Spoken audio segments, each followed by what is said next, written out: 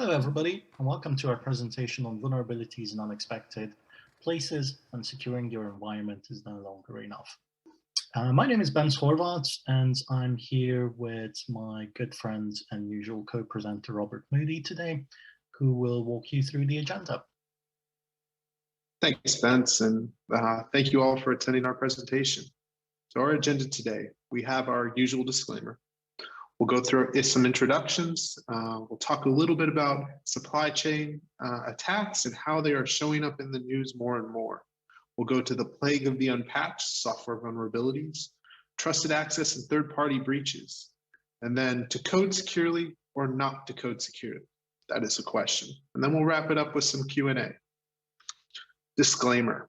All content contained in this presentation are solely the views of the presenters and do not represent the opinions, beliefs, experiences, policy, or operating agreements of any of the organizations the speakers currently work for or have worked for in the past.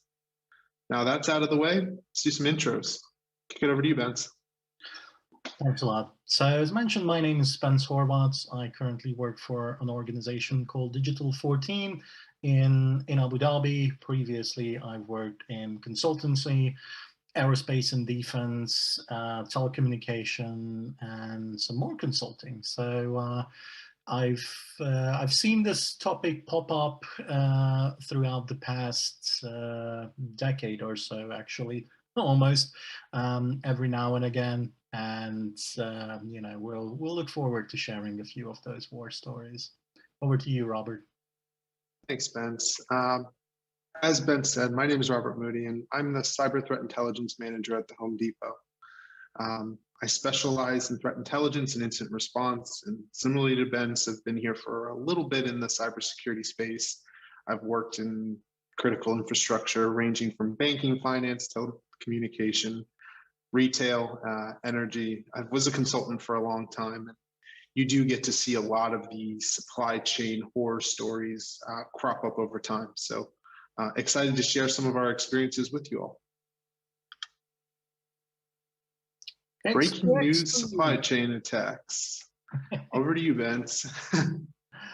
Thanks a lot. So, you know, are supply chain attacks really a new thing? Has this been just propping up? You know, everything seems to have been happening whilst we have been locked down all in our homes trying to cope with COVID. And, you know, definitely the attackers seem to have been also coping with COVID successfully. You know, attacking big name organizations, everything from Microsoft to Mimecast to the Colonial Pipeline. But this really isn't a new topic, as we've mentioned before. If we look back on guidance on how to secure your supply chain attacks, the UK's NCSC released their first guidance in January of 2018. That was one of the first things that after their formation, you know, as they are part of GCHQ, have looked at. But even if we want to go a little bit more back in time, MITRE has released a technical report on supply chain attacks and patterns back in December of 2013. So by that point in time, you know, for critical infrastructure and defense, even, you know, that is now almost 8-9 years back in time, was a clear understanding that supply chain is really an important piece of the puzzle, and it brings in vulnerabilities, it brings in risks with it, that ultimately could make or break an organization's digital environment or its digital products. So definitely not a new thing by themselves, but as with everything else in COVID, it has blown up considerably. Over to you, Robert. So let's talk the plague of the unpatched, software vulnerabilities. It's not all doom and gloom, I promise, but there have been some very notable supply chain attacks using vulnerabilities recently. If you think back to the formation of supply chain logistics management, you really think US Army, you think, at least from the US perspective, which that's what I have, you think military operations, you think how can we get supplies from one place to another. Things have changed a little bit here in 2021. We're looking more from this Microsoft Exchange example, our emails. So how do we communicate with other organizations? How do we communicate with one another? In March of 2021, Microsoft detected multiple 0 days. So a 0 day is a far exploit newly discovered, being used against their on-premise versions of their Exchange Server product. 30,000 organizations were affected. Hackers were looking to exploit them. More gangs were looking to encrypt files. It was a massive attack. So then, I mentioned ransomware. So let's talk a little bit more about that. So gangs are targeting 0 days vulnerabilities in another Microsoft product. Not to pick on them too much, but this is an example of something a little more recent. So this month of September, so this CVE 2021-40444, this is a bug in the MS-HTML software. So we're seeing ransomware gangs currently in the wild looking to exploit this vulnerability to establish initial access and distribute Cobalt Strike beacon loaders. So that's a lot there. What is the purpose of this? The attack by these ransomware groups is to look and install secondary malware used often by ransomware gangs like Wizard Spider, which was called out by RiskIQ. There's fully weaponized proof of concepts. So this is a lot of technical jargon here for the concept of the supply chain attack. We're looking at your software stack as a whole.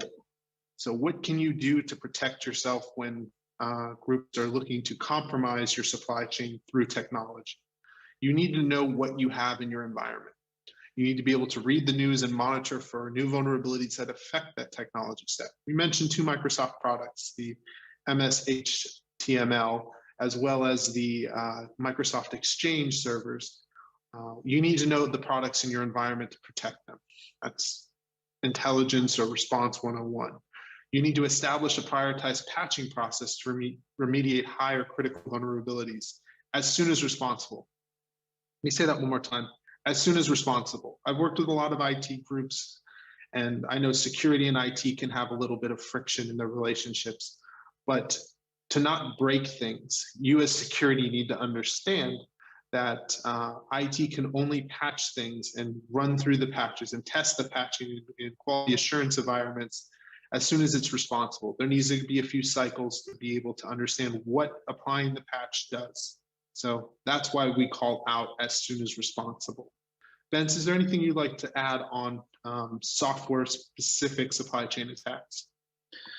Yes, having been in the past in a situation to face, from 1 hour to another, about 30,000 vulnerable internet-connected servers.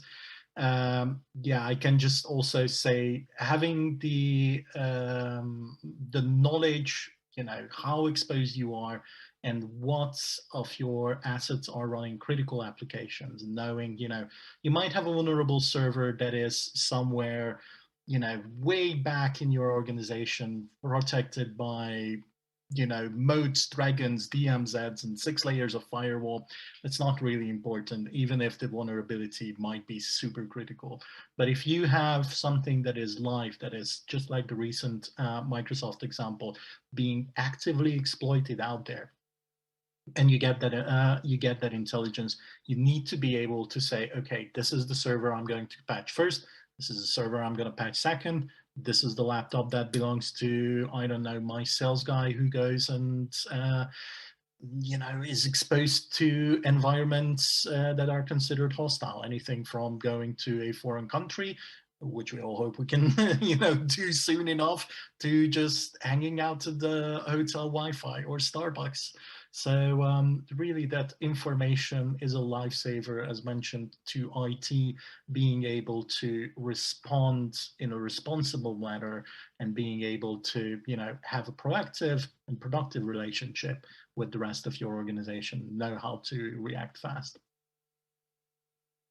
Well said.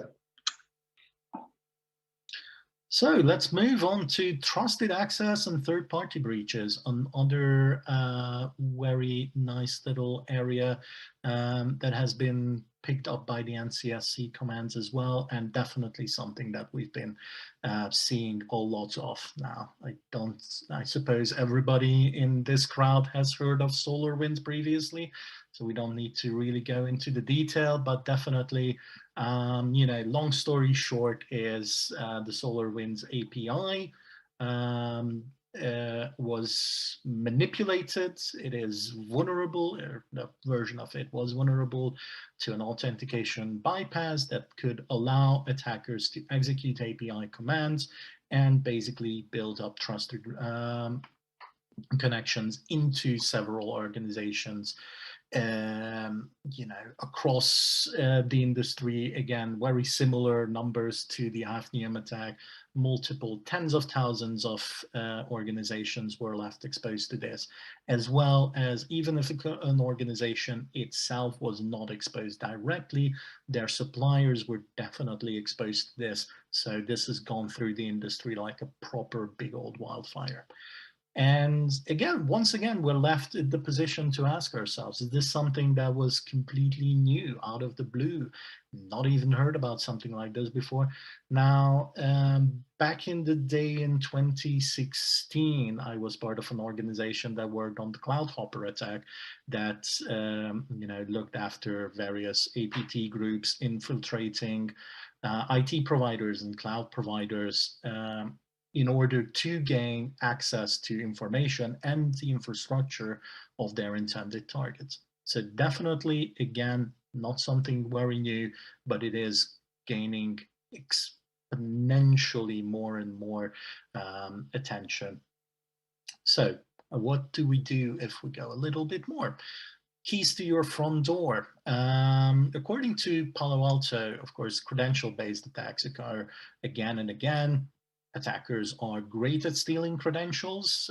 If we're thinking back to one of the examples mentioned in the beginning of our presentation, Colonial Pipeline has been, unfortunately hacked through the use of a singular credential that was, however complex, not changed, has been exposed, stolen by the attackers, and has been used as the backdoor.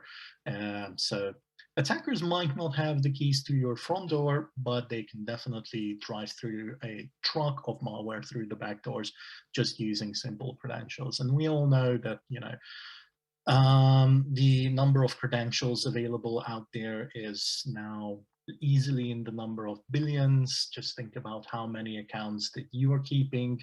And even if you're using multi-factor authentication, it is possible to circumvent it.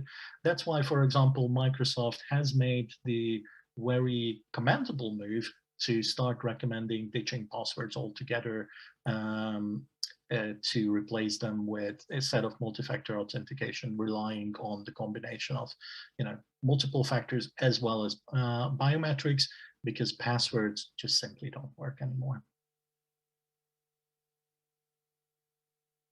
So if we go into our little Patrick list of what could we do, once again, know your third parties, list them out as well as you list out all of your assets, and also have an understanding how do they interact with your environment. Do they have a trusted site-to-site VPN relation to your environment? Do they access your environment through any sort of controlled manner? Do they have, for example, dedicated users that have access to your environment? These are all possibilities that you should list up. Do monitor for compromises of those third parties and their technologies. If you're working for a large organization, like Robert and I have dealt with previously, you might have better budgets and monitoring capabilities than some of your third parties do. But yet aside, if you have a marketing company, a small one that does have this, unmonitored site-to-site VPN connection, and they get hacked, you basically once again have a completely open backdoor into your organization that attackers can come through unfiltered. Do not rely solely on your third parties letting you know when they get hacked. Again, they might not have the same capabilities that you do, but also, unfortunately, we're all human, and we all know that disclosures of breaches is unfortunately not as commonplace as it should be.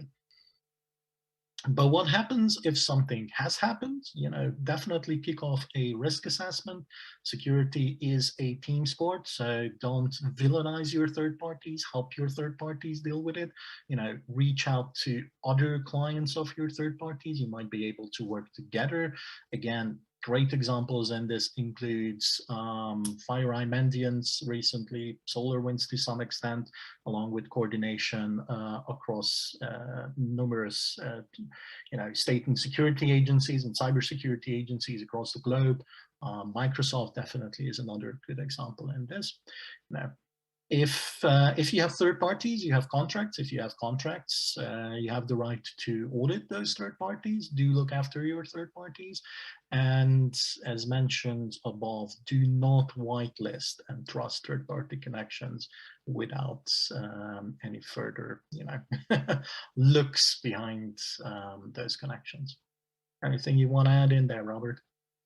Yeah, a couple of things, Bence, but very well put. I can tell you as a former digital forensics analyst, I've worked some breach notice disclosure cases where the organizations who had been popped play directly to the letter of the law, which doesn't always help the third parties that they work with. What I mean by that in a less roundabout way is that there are 45-day notices, which is a long time in cybersecurity before a company would have to disclose a breach.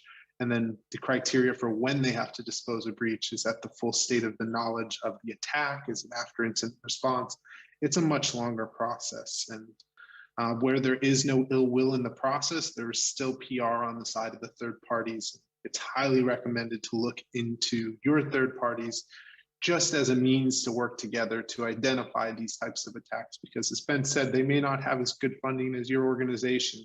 So if you're able to look after your third parties and their technologies and understand how they're integrated in your environment, you'll be much quicker to understanding when an attack has occurred, so you can shut down those connections, especially into critical systems.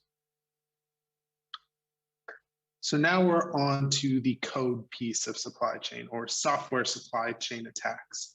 So the question is, to code securely or not to code securely? That is the question. So this was also pretty recent and big news. It was the Code Cove breach. Back in April, one of Code Cove's customers identified an altered batch script, which is a piece or component of their code that was being pushed to customers. This altered code was put into Code Cove's GitHub repository by a malicious actor in January. So from January to April, the existence or presence of this attacker was not known. Then in April 15th, Code Cove told the community of what has happened. So working through projects like this, where a software supplier has been compromised, the Code Cove dependencies were pushed into your CI pipeline, and then eventually became production for a lot of organizations. And the bad or manipulated code, which was compromised by this attacker, existed in environments worldwide. There was a very large subset of Code Cove's customer base that was affected by this. This was pretty scary for the community. Bence, you want to talk a little bit about what you can do when a software supplier is compromised, or how you stop yourself from falling victim? Yeah, absolutely. And the example I always use here is basically the one rotten apple that you throw into the mix of, your entire bucket of apples. It will unfortunately make the rest of that bucket of apples rot as well. So again, read the news, be informed, use threat intelligence to be able to recognize what kind of repositories, what kind of hubs, what kind of Gits do get either popped because, again, they might have credentials that aren't secure, or, you know, there might be vulnerabilities that come out years later in the development process. If, again, it shows my age a little bit, but if I think back of Heartbleed, that was not an intended, you know, vulnerability that was discovered years later as a human error, and yeah, that was a big issue that almost crashed the internet. So again, understand your dependencies, what makes it into your code, what makes it into your CI/CD pipeline or your Apple bucket. Deny what you cannot monitor. You know, if it is an untrusted source, if it's an untrusted repository, if it is a container that you're trying to use, a containerized service that you don't trust, and somebody just got it off the internet because they're developers and they're under a tight deadline, just try and build this into your system, not to trust them, and preferably deny them. Again, we're back to basics in saying a prioritized view of the applications, what packages they actually contain, and an understanding of the dependencies in your CI/CD pipeline goes a heck of a long way of limiting yourself against these type of attacks. And again, if you really want to go down that road, audit your applications, repos, and codes. This is, even if you don't think you're in the software business, you are, if you're thinking of a big retailer organization, a big financial services organization, you have about as many developers in-house as well as third-party working for you as any large technology organization, speaking of, you know, Facebook, Google, Amazon levels, as we're all running technology now. Everything runs on code, and those vulnerabilities need to be looked after. Human behavior factors in here as well. Of course, if you have freelance developers or developer companies, they might use their own repositories as well to be able to develop code faster. It's all well, you know, time to market is everything in this business. We understand that, but in this case, you know, you have to ask these third parties to show them that they have, you know, monitored their repositories.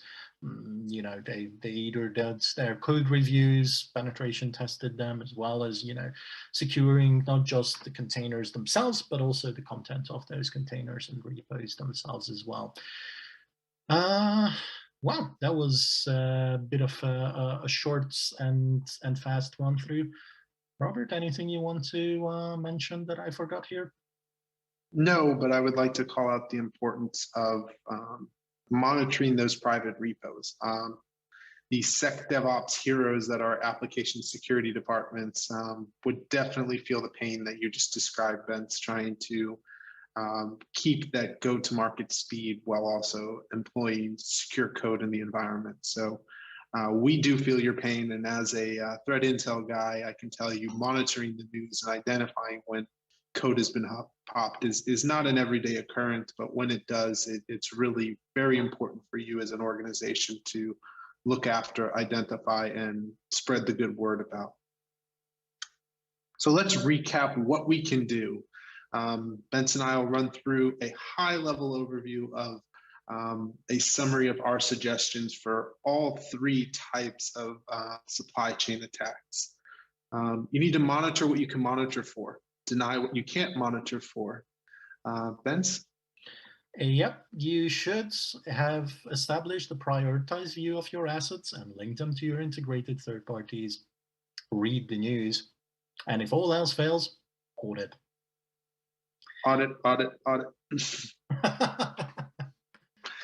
And another audit. And this is our question and answer section. And just a big thank you. Thank you very much. And now we look forward to your questions. Thank you very much, and thanks for your attention, guys. I mean, it is a pretty interesting topic for, at least for us, because we've spent a heck of a lot of time together with Robert trying to make our respective organizations and the organizations of our clients more secure, but third-party breaches do still keep happening, and it's a chink in the armor that you know, doesn't matter what you do in your own organization, it will still happen. And just at the beginning of this month, there was a new study that came out by Forrester that also suggested that, you know, the buying of third-party risk ratings and threat intelligence about your third parties are up 150% just this year. So definitely thank you for those breaches that happened in December and January. There's a part of the industry that basically sat on a rocket ship after this. But yeah, if you guys have any questions, comments on this, please let me know. Please let also Robert know. He's with me, at least in spirit, and also in voice as well. Hopefully we can make this hybrid Q&A happen. It is easy to control and monitor your suppliers when you have, I don't know, maybe 50, hundreds. But what do you do when you are working with a multinational company which has 30,000 suppliers? And I'm not talking only software suppliers, that, you know, softwares you use in your enterprise environment, but with whom you are sharing data. No, you're absolutely right. And consider also that, you know, you're sharing data, let's say marketing data, with a number of companies, but you're also sharing, and Robert can maybe comment on this afterwards, you're outsourcing, for example, payments. If we're thinking back to Target, their big issue was outsourced payment providers and getting hit with PCI.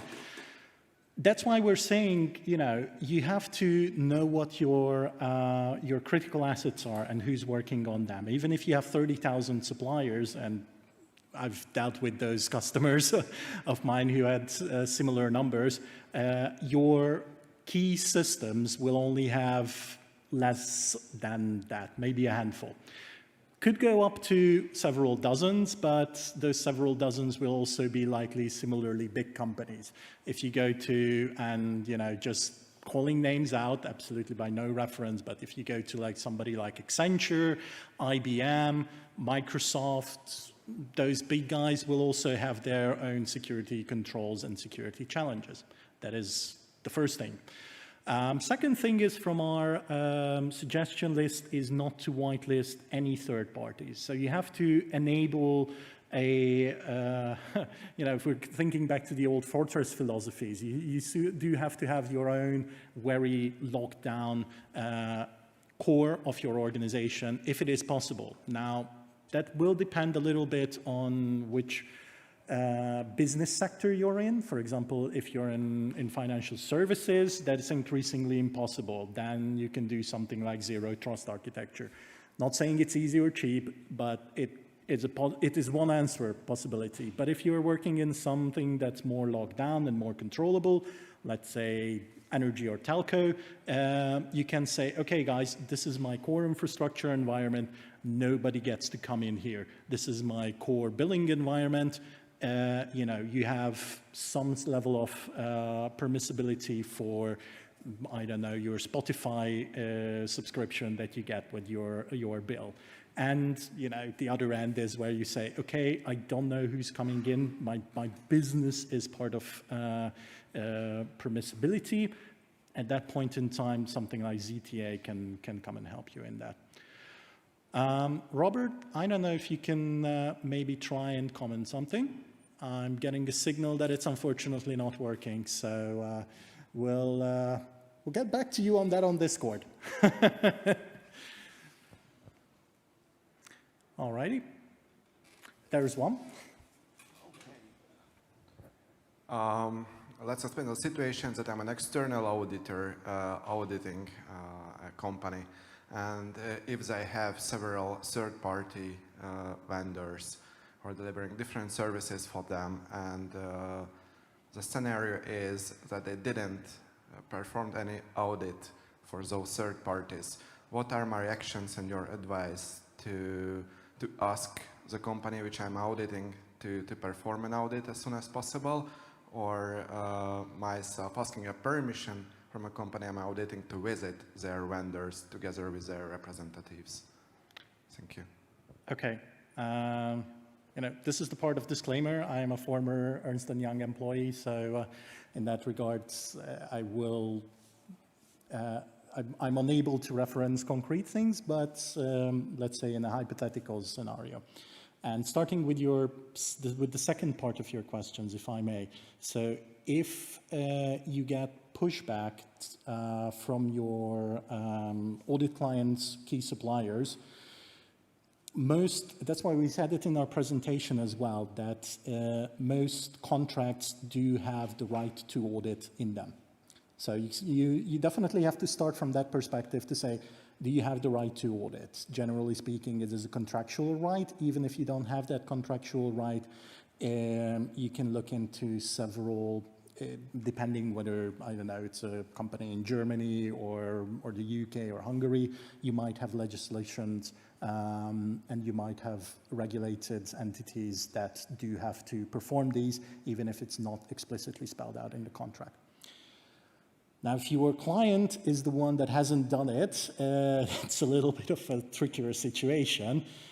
First and foremost, it's a major audit finding, because it's a significant risk from an audit perspective if they have key suppliers and they haven't measured the risk of their key suppliers. Generally speaking, if I look at from a UK and Western European perspective, cyber risk is a part of operational risk. So you can take this to the op risk committee of your client and say, guys, you have not done the due diligence that you're necessary. Your op risk findings are not complete because your cyber risk findings are not complete because basically you're missing all of these parts in your cyber risk, which are outsourced to your third parties. And one more thing that, again, may or may not be applicable, but insurance in this case comes as a positive for you, because the insurers are also pushing clients to try and get a complete possible picture about their cyber exposure, because it's also part of how their insurance premiums are calculated. So depending on this, either the insurer will be in your corner supporting to do these kind of audits, or your client will be actually in your corner to say, oh, I can save a couple of million, euros, dollars, pounds, or francs, sinking my insurance premium if I can get a better understanding of this. There are some legislative frameworks where you as an auditor actually have to perform this. I know in certain cases, for example, for Swiss clients, you have to do this, and certain cases for UK clients, you have to do this. But this is kind of the universe of possibilities that at least I know of or have previously experienced, which can help you in this matter. Understood, thank you. And if the third client who I'm auditing performed the vendor audit, of course, as an auditor, I can ask for the audit report, right? Of course, these should be, it's not just that you can ask for it, you have to ask for it.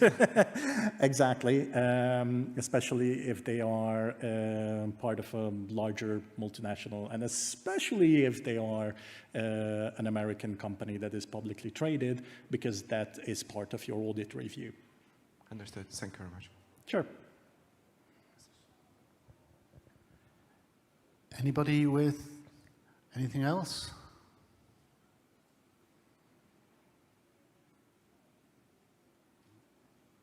I feel like I'm Christie's going once, going twice. Damn, that's it. Okay, thank you very much, guys. Thank you for your attention. Bence, thank you very much.